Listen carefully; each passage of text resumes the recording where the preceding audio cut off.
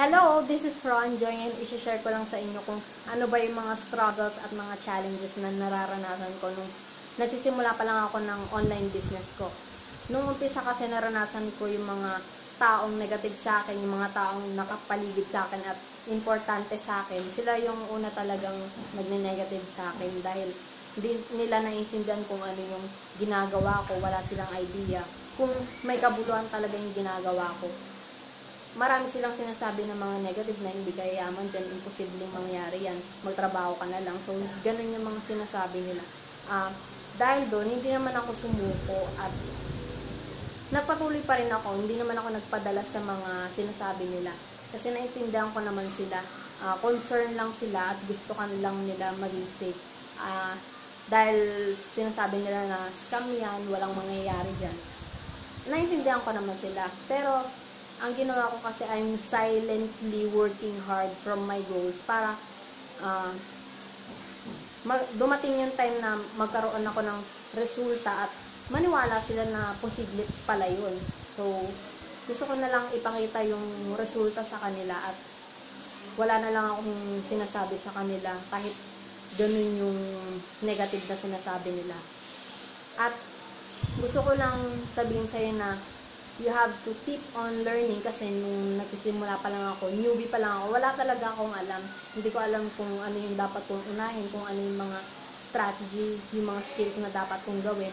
So, dahil doon, kahit wala akong alam, nagpatuloy pa rin ako mag-aral ng mga bagong skills. Sa totoo lang, yung mga skills na yun, yung mga tools na dapat kong gawin, first time ko lang yung natutunan. So, ang ginawa ko, pinag-aralan ko talaga yun. Ang kailangan mo lang kasi is willing kang matuto at eager ka talagang matuto para matutunan mo lahat ng dapat mong gawin. So, ang dapat mong gawin is mag-aral ka pa ng mga bagong strategy at skills, mga knowledge. Kasi hindi ako naniniwala na yung business opportunity mo talaga ang magpapayaman sa'yo. Kasangkapan lang yun, yung mga business opportunity na sinalihan mo.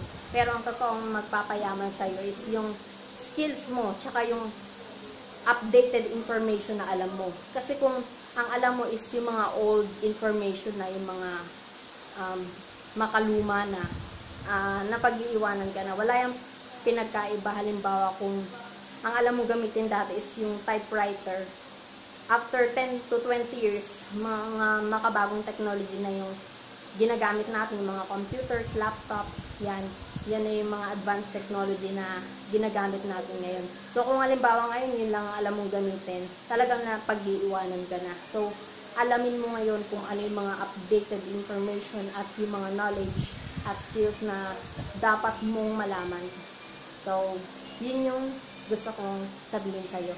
And I hope na makapagtayo ka na ng sarili mong online business, and I'm willing to help you on building your own online business at willing talaga ako na matulungan ka. So, below this video, pwede mong tingnan kung ano yung online business na ginagawa ko ngayon. So, watch the free video below at click mo lang yung link na yun para mapanood mo yung video na yun, yung training na pinag-aaralan ko.